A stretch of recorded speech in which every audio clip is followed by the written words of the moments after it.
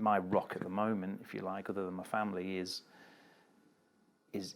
helping people. When you're dealing with a high-risk end client base of suicide intervention, ultimately, it's the danger end, and not many people work in that area, and we decided to commit to that.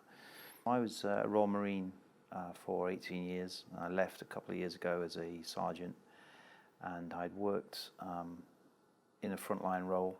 I was a sniper in the Royal Marines. Jamie would have been one of the sort of senior Marines up at 4-5 Commando that I would have been, took me under his wing. He was the first kind of Marine that I really looked up to.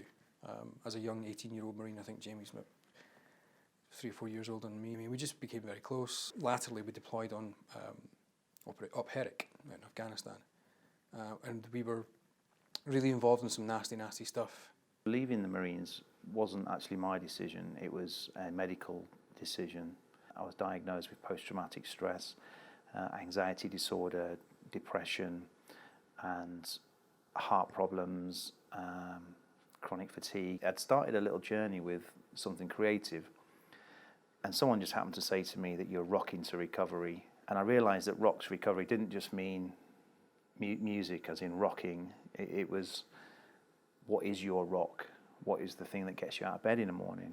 What's the motivator for you to get better? And it just all fitted together nicely, and we had some endorsement from a university to say that you've actually hit the spot with our research showing that the brain needs a good environment for its recovery. We're a much more personal service to find out what works for people, and then what environments are going to be good for them, and which one do they naturally lean towards, and an area they can go in and thrive. We call it specialist change management coaching for the guys that are waiting a long time for clinical mental health support, or they've been and tried it and been discharged from it because it wasn't of help, or they found it was making things worse, perhaps.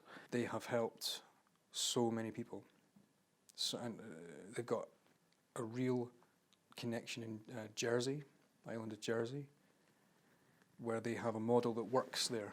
So they're trying to take that model and move it here, and hopefully elsewhere. We're only a small team, so we've got around about a dozen people involved, either full or part-time, which means we need to outsource resources to work with other organisations that are doing good work. So anybody that's providing great work for veterans, we want to become friends with. A guy who works in Napier that I used to be in the Royal Marines with, Duncan, he got involved in the Armed Forces Covenant subscription that the university made, and what happened was they sat down and thought, we're going to support the Armed Forces, we're going to sign up to this covenant, so let's commit properly to it, and let's see how we can do something physical rather than just sign a piece of paper. We had an opportunity in April to give a talk and explain where we're coming from, right from the heart of the issue, and that set up a lot of connections and really kind of launched the university as a place that is now going to do something about its signing up to the covenant. We've now run 4 clinics from Edinburgh Napier, and I've got a great working relationship to keep coming back, and now a good feeding system of clients that are coming from the outreach areas, such as the Veterans Cafe in the town and the Lothian Veterans Centre.